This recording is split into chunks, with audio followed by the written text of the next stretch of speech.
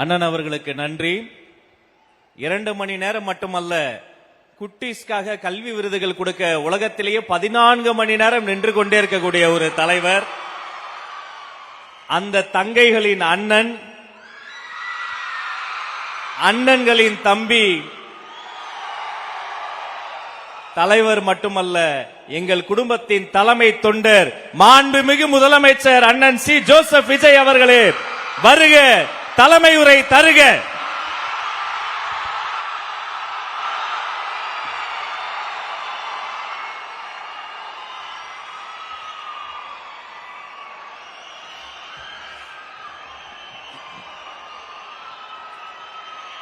என் நெஞ்சில் குடியிருக்கும்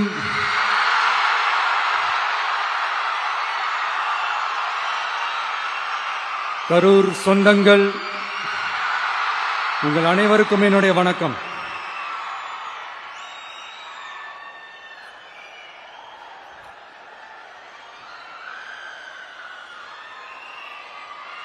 ஒரு மனுஷன் லைஃப்ல எவ்வளவு பெரிய ஒரு உயரத்துக்கு போனாலும் மனசளவுல சில வலிகள், காயங்கள், அதை மறக்க முடியாது இல்லையா? எல்லார் லைஃப்லயும் அப்படிதான், நமக்கும் அப்படிதான். நிறைய வலிகள், காயங்கள் எல்லாத்தையும் தாண்டி தான் வந்திருக்கிறோம். ஆனா எல்லாத்தையும் விட ரொம்ப ஜாஸ்தியான அந்த வலியும் அந்த காயமும் எனக்கு அந்த கரூர் சம்பவம் தான்.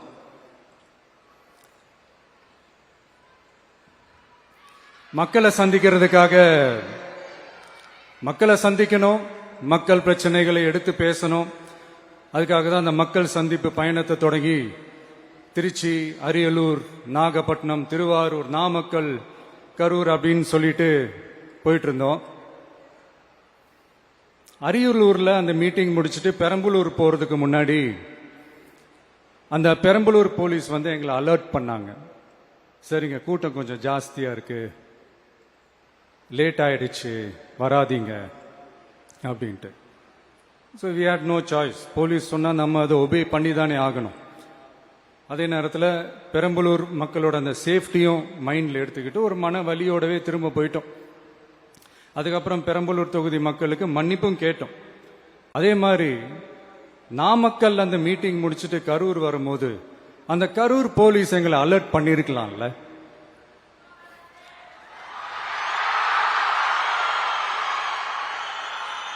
இல்ல சார், இங்க எதிர்பார்த்ததை விட கொஞ்சம் கூட்டம் அதிகமா இருக்கு, கண்ட்ரோல் பண்ண முடியல, வராதீங்க. அண்ட் போலீஸ் நினைச்சா அவங்க அந்த மீட்டிங்கே கேன்சல் பண்ணலாம். ஏதோ தப்பா இருக்கு, ஏதோ தப்பா தோணுது அப்படின்னு நினைச்சிட்டாலே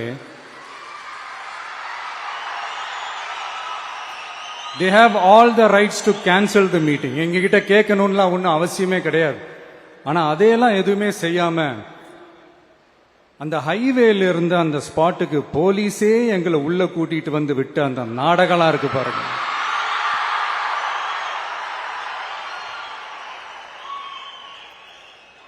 நம்பிட்டேங்க, முழுசா நம்பிட்டேன். அன்னைக்கு இருந்த அந்த கரூர் போலீஸ் பேசும்போது தேங்க்ஸ்லாம் சொன்னேன் அவங்களுக்கு. எனக்கு தெரியாது இப்படி ஒரு நாடகம் நடக்கும். இதுக்கெல்லாம் யார் காரணம்? இதெல்லாம் யார் சொல்லி செஞ்சது? இப்படி பண்ணுங்க, அப்படி பண்ணுங்க, சப்போஸ் அப்படி நடந்தா இப்படி பண்ணுங்க, சப்போஸ் இப்படி நடந்தா இந்த மாதிரி இன்ஸ்ட்ரக்ஷன்ஸ் எல்லாம் கொடுத்து அந்த பிரஷர் போடுறது யாரு?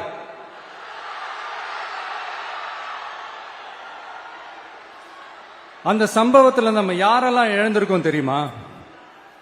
ஒரு டிவியில என் படமோ பாட்டோ வந்துச்சுன்னா, அம்மா விஜய் மாமா, அம்மா விஜய் மாமா அப்படின்னு சொல்லி அவங்க அம்மா கிட்ட சிரிச்சுக்கிட்டு அந்த டிவி ஸ்கிரீனை போய் தொட்டு முத்தம் கொடுத்துக்கிட்டு என் அக்கா தங்கச்சிங்களோட தங்க பிள்ளைகளை இழந்திருக்கோம்யா. மழலை கூட சரியா வராதப்போ ஒரு பேப்பர் மேகசின்ல என் போட்டோவை பார்த்தா அது சிரிச்சுக்கிட்டு அந்த கள்ளங்கபடம் இல்லாத அந்த சிரிப்பு, அந்த கடவுள் மாதிரி இருக்கிற அந்த பச்சை பிள்ளைங்களை இழந்திருக்கோம்யா. என் அக்கா தங்கச்சி அண்ணன் தம்பி குடும்ப உறவுகளை இழந்து அந்த வலியோட இருக்கிற என்ன நீங்க ஏளனமா பேசுறீங்களா? என் மேல பழிய தூக்கி போடுறீங்களா? இப்படி ஒரு சம்பவம் நடந்துருச்சு. இது ஏன், எதனால, அதுக்கான பின்னணி என்னன்ட்டு அந்த வலியோட வீட்டுல உட்கார்ந்துட்டு இருக்கிற ஓடி ஒளிஞ்சிட்டான் வர சொல்றீங்களா? வாய் வாயின்னு முன்ன இருந்தா என்ன வேணாலும் பேசுவீங்களா?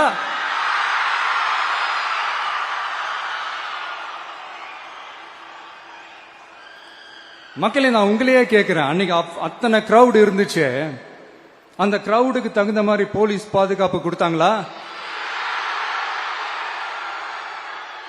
இந்த இடத்தை எடுத்துக்க சொல்லி நாங்க தான் சொன்னோம்னு ஒரு போலீஸ் ஆபீசர் பேட்டி கொடுக்கிறாரு, அதுக்கு என்ன அர்த்தம்? இவ்வளோ வலி, இவ்வளோ காயங்கள் கொடுத்துட்டு பழிய தூக்கி நம்ம மேல போட்டுட்டு அதுல ஒரு அரசியல் ஆதாயம் தேடுறீங்களேயா?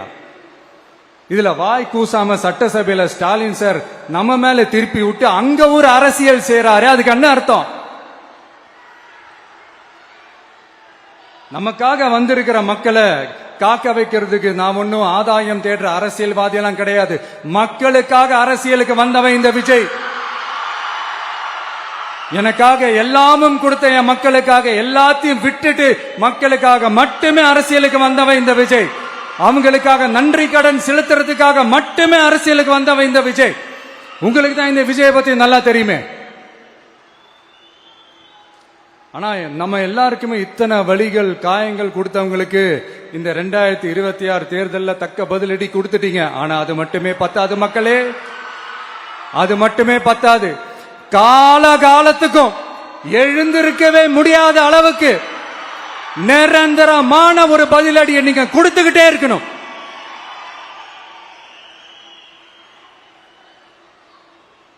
இப்படி எல்லாம் பண்ணா நான் மக்களை விட்டு ஓடிடுவேன் நினைப்பா? யார் என்ன ஓடினாலும் நான் மக்களை விட்டு எல்லாம் ஓட மாட்டேன். அன்னைக்கும் சொன்னேன், இன்னைக்கும் சொல்றேன், நாளைக்கும் சொல்றேன், தில்லா சொல்லுவேன், கெத்தா சொல்லுவேன். பணமா ஜனமா அப்படின்னு கேட்டா என் ஜனம் தான் எனக்கு முக்கியம்.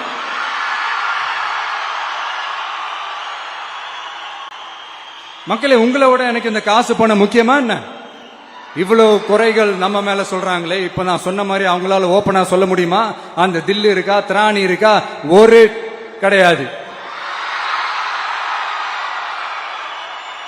ஆனா நம்ம மக்கள் அமைச்சு கொடுத்த நம்ம அரச குறைகள் மட்டும் டிசைனா மாடல் மாடலா குறைகள் மட்டும் சொல்லுவாங்க.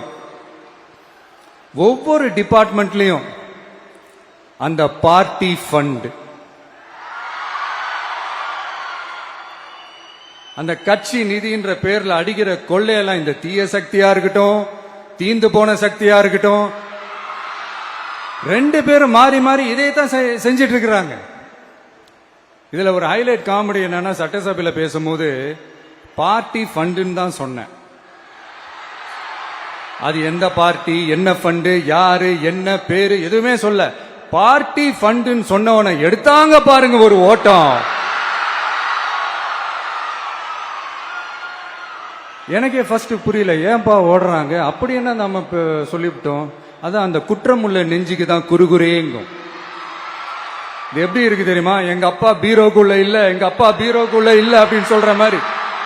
ஐயோ, ஏன் கேக்குறீங்க? இவங்களோட செம்ம கூத்தா இருக்குங்க, செம்ம ஃபன்னா இருக்கு.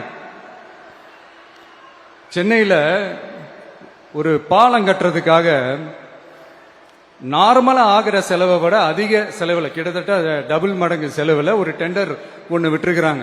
அதையெல்லாம் தோண்டி எடுத்து அதெல்லாம் இப்போ கண்டுபிடிச்சு கேன்சல் பண்ணியிருக்கிறோம். இன்னும் எத்தனை கோடி ஊழல், எத்தனை லட்சம் கூடல் தோண்ட தோண்ட வருமோ எங்களுக்கே தெரியல. ஒவ்வொரு முகமுடியா கிழியுது. ஐயோ, இந்த விஜய் ஒவ்வொரு கதையா எடுத்து வெளியில விட்டுருவான் போலின்ட்டு திரும்புற பக்கம்லாம் கதறல் கதறல் கதறல். காதல் இருந்து ரத்தம் வராத குறை. ஆமா, இப்படி ஊழல் ஊறி போனவங்க இப்படிதான் இருப்பாங்க. இந்த 50-55 நாட்கள்ல அங்க செஞ்ச சில விஷயங்கள் சட்டசபையிலே எடுத்து சொன்னேன். பட் இங்க ஒரு சில விஷயங்கள் சொல்லணும்னு நினைக்கிறேன். இந்த மின்சாரத்துறையில இதுக்கு முன்னாடி போட முடியாம இருந்த அந்த பதவி உயர்வை இப்பதான் எங்களால போட முடிஞ்சது. அதுக்காக ஒரு அக்கா அழுதுகிட்டே ஒரு நன்றி சொன்னாங்களே, அதெல்லாம் உங்க கண்ணில் படாது அந்த வீடியோ எல்லாம், குறை சொல்றேன் உங்களுக்கு.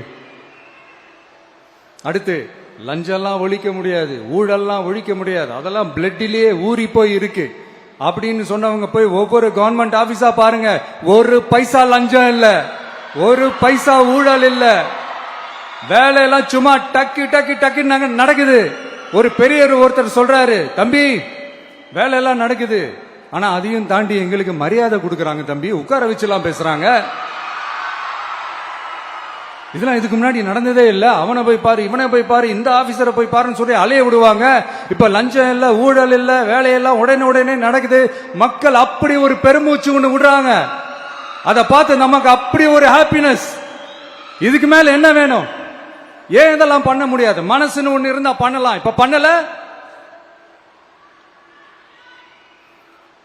அதே மாதிரி இந்த L&T நிறுவனத்தோட 18,600 crore 3 திட்டங்கள் அந்த ஒப்பந்தம், அந்த கையெழுத்து போட்டிருக்கிறோம். கிட்டத்தட்ட 8,200 பேருக்கு வேலை வாய்ப்பு. நான் சொல்றது அந்த 3 மாவட்டத்தை சேர்ந்தவங்களுக்கே அவ்வளவு வேலை வாய்ப்பு.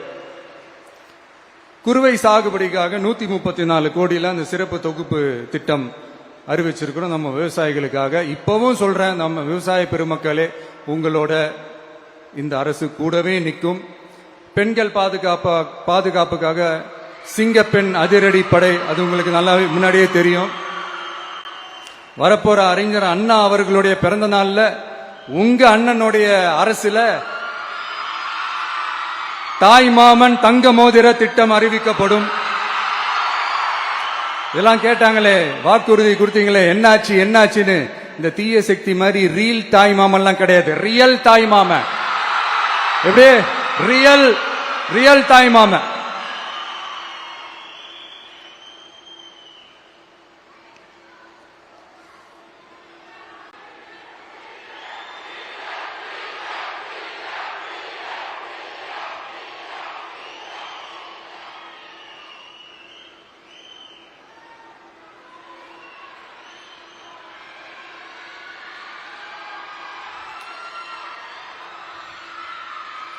இந்த தீய சக்தியை பத்தி, அவங்க நிர்வாகத்தை பத்தி ஒரு வெள்ளை அறிக்கை ஒன்று வெளியிட்டோம்ல, அது ஷார்ட் அண்ட் ஸ்வீட்டா சொல்லணும்னா, ஒரு ஓட்ட பாத்திரத்துக்குள்ள தண்ணி ஊத்திக்கிட்டே இருந்திருக்கிறாங்க.